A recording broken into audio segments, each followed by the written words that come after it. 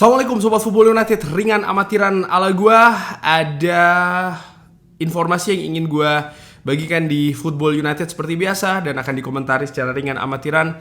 Ada 3 nama yang akan gua singgung langsung saja. Pertama adalah Steve McClaren dulu ya. Jadi Steve McClaren nama yang juga merupakan rekrutan pertama 2 musim yang lalu setelah Erik ten Hag hadir di Old Trafford. Tentu saja ada Michel van der Gaag juga ya. Pada saat itu gue ingat ada situasi di mana Erik ten Hag ingin membawa seorang yang punya background Manchester United. Ada beberapa calon, ada beberapa nama, tapi akhirnya Steve McClaren yang ditunjuk, yang dipilih. Di mana sebelumnya Steve McClaren pernah bekerja sama dengan Erik ten Hag di Eredivisie ya, bersama dengan FC Twente Enschede. Pada saat itu Steve McClaren sebagai manajernya dan Erik ten Hag sebagai asisten manajernya. Tapi ya Steve McClaren hadir di Old Trafford, situasinya berbalik, dia sebagai asisten manajer dari Erik ten Hag. Dan yang menarik juga adalah ketika Steve McClaren itu datang, dia meninggalkan posisi manajemen sebagai penasihat ataupun konsultan kalau tidak salah ya di Derby County. Jadi memang ada perubahan yang cukup besar dari posisi Steve McClaren yang gua baca juga ya, bahwa salah satu fungsi besarnya adalah menghubungkan antara tim kepelatihan dari Manchester United dengan manajemen Manchester United pada saat itu. Steve McClaren bahkan juga memiliki peran yang sangat besar di dressing room Manchester United. Hubungannya dengan pemain, dengan staf pelatih yang lain juga sangat baik. Tentu saja karena dia punya pengalaman yang sangat besar ya di dunia klub sepak bola. Maupun juga sempat menjadi manajer dari tim nasional Inggris. Jadi sangat luas pengalaman dari Steve McClaren. Dan Steve McClaren akan meninggalkan Manchester United menuju The Reggae Boys, tim nasional Jamaika, sebagai head coach. Steve McClaren gua saksikan betul di salah satu perannya ya ketika Manchester United di musim pertama dari Erik ten Hag kalah telak ketika menghadapi Liverpool. Pada saat itu gua hadir langsung di Anfield dan gua betul-betul saksikan setelah pertandingan mayoritas pemain Manchester United ini ingin langsung pergi meninggalkan lapangan, tapi dicegah oleh Steve McClaren dengan membuat gestur ya kalau para pemain ini harus datang ke away end, supporter dari Manchester United, dan para pemain menuruti hal tersebut. Jadi memang ada peran yang sangat besar di sana dari Steve McClaren. Seperti gua katakan, memang peran dari Steve McClaren di dressing room ini juga merupakan salah satu yang vital di tim kepelatihan dari Erik ten Hag. Nah, Ineos semenjak mengambil alih football operation di Manchester United melakukan banyak sekali perubahan, baik dari sisi manajemen dan juga tim kepelatihan dari Manchester United.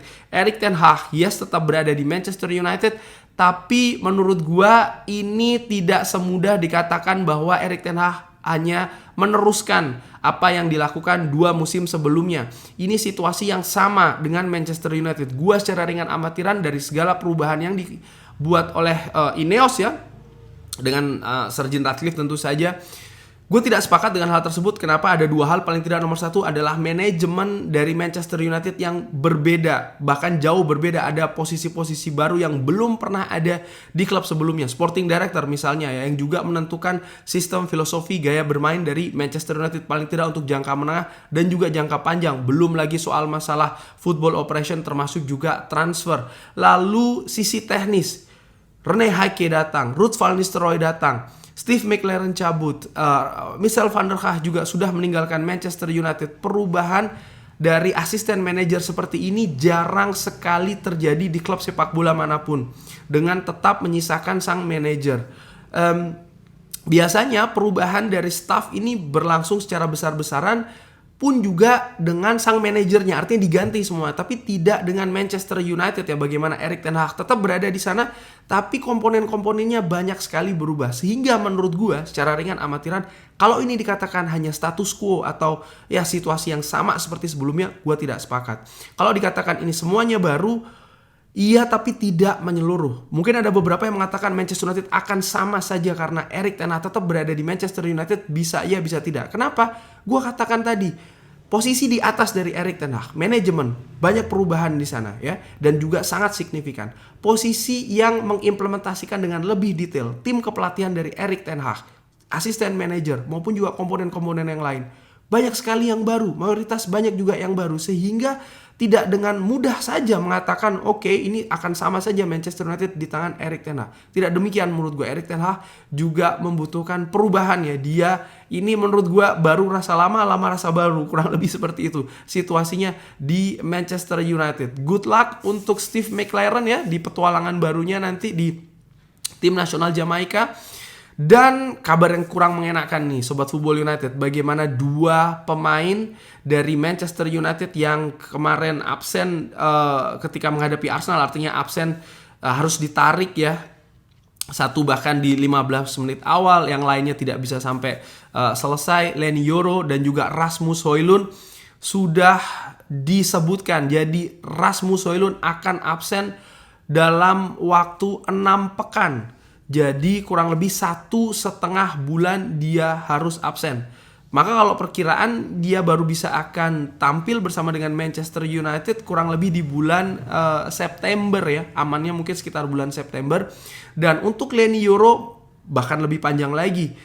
Leny Yoro harus absen selama 3 bulan. Jadi praktis menurut Fabrizio Romano sampai dengan bulan November nih baru dia bisa kembali ke Manchester United. Nah, untuk cederanya Leny Yoro, gue ingin langsung komentar ya, ini cedera metatarsal hampir sama seperti yang dialami juga oleh Lisandro Martinez. Situasi ini hampir sama juga dengan Kobbie Mainoo musim lalu di preseason, di mana Kobbie Mainoo juga mengalami cedera di rangkaian tur preseason Manchester United, lalu harus absen dengan jangka waktu cukup panjang, kurang lebih juga bergabung di sekitar bulan November ya. Nah, ini apa artinya? Leny Yoro akan mengalami menurut gue secara ringan amatiran musim yang sulit di Manchester United. Kenapa? Dia masih 18 tahun. Dia masih belum punya pengalaman yang banyak ya. Dia juga belum pernah bermain di Liga Inggris maupun juga di Manchester United. Seperti kita ketahui ini situasinya sangat berbeda dengan klub lain dan juga dengan liga lain. Dia di musim pertama di mana ya dituntut untuk bisa beradaptasi dengan bagus, salah satunya dengan menggunakan periode preseason ini, tapi dia tidak memiliki hal tersebut karena dia cedera. Bahkan nanti ketika dia bergabung lagi di Manchester United di bulan November, ini sudah memasuki musim sudah berjalan dengan situasi yang kita tidak tahu ya akan seperti apa, apakah tekanan akan besar atau seperti apa. Dan sering sekali pemain dalam situasi seperti ini, artinya dia tidak, pemain baru maksud gue ya, di periode musim pertamanya tidak bisa preseason dengan penuh, bahkan lalu harus bergabung di tengah musim. Sering sekali musim pertamanya ini tidak bagus karena itu tadi komponen penting nomor 1 yaitu ada adaptasi, dia tidak bisa lalui dengan bagus, bahkan dia harus ikut langsung di tengah-tengah musim. Ini kesulitan yang sangat besar, sehingga menurut gua solusinya adalah Manchester United harus mendatangkan pemain back tengah baru. Tidak ada hal lain, harus mendatangkan back tengah yang baru. Victor Lindelof gua pikir kualitasnya tidak cukup bagus ya, mengalami penurunan di beberapa musim terakhir. Johnny Evans sebagai squad rotation player dia bagus, tapi untuk dimainkan terus-terusan dalam jangka waktu yang cukup panjang, katakanlah 1-2 bulan, akan mengalami kesulitan juga karena usia ya salah satunya. Jadi faktor fisik sangat rentan sekali mengalami penurunan. Praktis hanya ada Harry Maguire dan Lisandro Martinez untuk partnernya di sebelah kiri ini juga masih belum bergabung di preseason. Jadi situasinya sangat jauh dari ideal menurut gue, dan solusinya salah satunya menurut gue adalah saat ini ya. Bahkan gue bilang solusi salah satunya adalah Manchester United harus mendatangkan center back baru.